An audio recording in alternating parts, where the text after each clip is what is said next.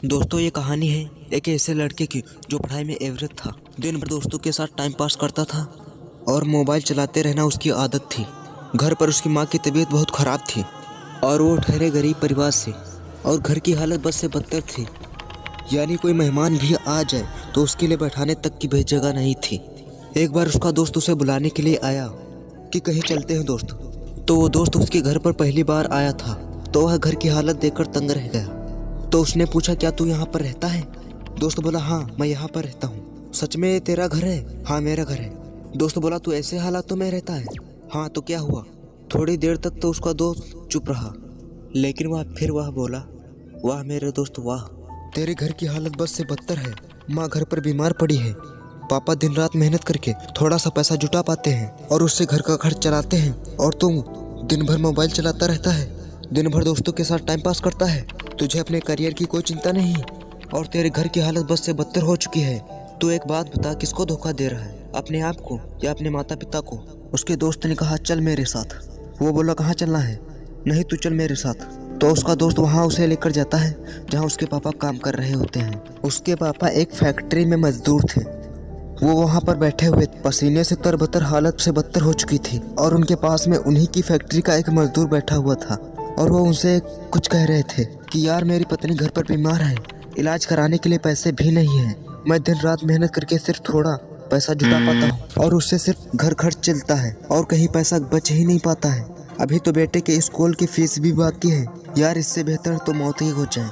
मैं तंग आ गया हूँ इस जिंदगी से, अब तो मेरा बेटा ही मेरी आखिरी उम्मीद है। उसके पापा कह रहे थे कि देखना मेरा बेटा एक दिन इससे भी बड़ी फैक्ट्री का मालिक बनेगा। वो लड़का और उसका दोस्त उस चीज को ध्यान से देख रहे थे और सुन रहे थे। तभी उसके दोस्त ने कहा, देख कैसे जीते हैं तेरे पापा तेरे से कितने उम्मीद लगाए बैठे हैं, देख जरा एक बार। लेकिन क्या तुझे लगता है कि तू इस तरह उनकी उम्मीदों पर खरा उतर पाएगा?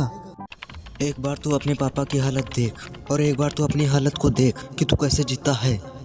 वो 2 कौड़ी का मोबाइल तेरे पापा से बढ़कर है, वो 2 कौड़ी की लड़कियां तेरी जिंदगी में सिर्फ कुछ पलों के लिए हैं और फिर चली जाती हैं, वो तेरे पापा से बढ़कर है। वाह मेरे दोस्त वाह, ये तो कुछ दिनों के लिए थी और चली जाएंगी। अरे बदल अपने हालातों को। यह सब देखकर और यह सब सुनकर उस लड़के के खून के आंसू टपक गए और उसने उसी वक्त निश्चय किया कि जिस फैक्ट्री में मेरे पापा काम करते हैं, आने वाले 5 सालों में मैं इससे भी बड़ी फैक्ट्री का मालिक बन के दिखाऊंगा। और उसके अंदर से एक चीख उठी कि तुझे अब कंपनी का मालिक बनना है, एक बड़ी कंपनी का मालिक बनना है, नौकर नहीं बनना है। जैसे ही उसके अंदर से एक चीख उठी, वो दिन के लगातार 10-10 घंटे पढ़ने लगा। उसके दिमाग में सिर्फ यही घूम रहा था कि मुझे मालिक बनना है और उसके लिए तुझे पढ़ना होगा। मैं पढ़ूंगा और कोई माइका लाल नहीं जो मुझे पढ़ने से रोक सके। और आखिरी के सिर्फ 1 महीने में पढ़कर उस लड़के ने पूरे स्टेट में टॉप किया। सब लोग हैरान हो गए, सबकी आंखें फटी के फटी रह गई, सब लोग तंग रह गए कि हाउ इज दिस पॉसिबल। जब उसका इंटरव्यू लिया गया और उससे पूछा गया ये सब कैसे हुआ, तब उसने कहा कि मुझे ज़िंदगी में कुछ नहीं चाहिए, मुझे सिर्फ अपने पापा का सपना पूरा करना है, मुझे सिर्फ एक बड़ी फैक्ट्री का मालिक बनना है। सिर्फ इसी सपने को लेकर मैं इतना पढ़ पाया और पूरे प्रदेश में फर्स्ट आ पाया हूँ। इस कहानी में लड़के ने रियलिटी को एक्सेप्ट किया और अपने पापा के सपनों को पूरा किया।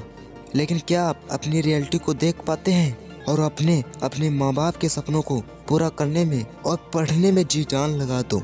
दोस्तों हमारी वीडियो अच्छी लगी तो लाइक करिए, सब्सक्राइब करिए और नोटिफिकेशन को प्रेस कर दीजिए। जय हिंद, जय भारत, जय हिंद दोस्तों।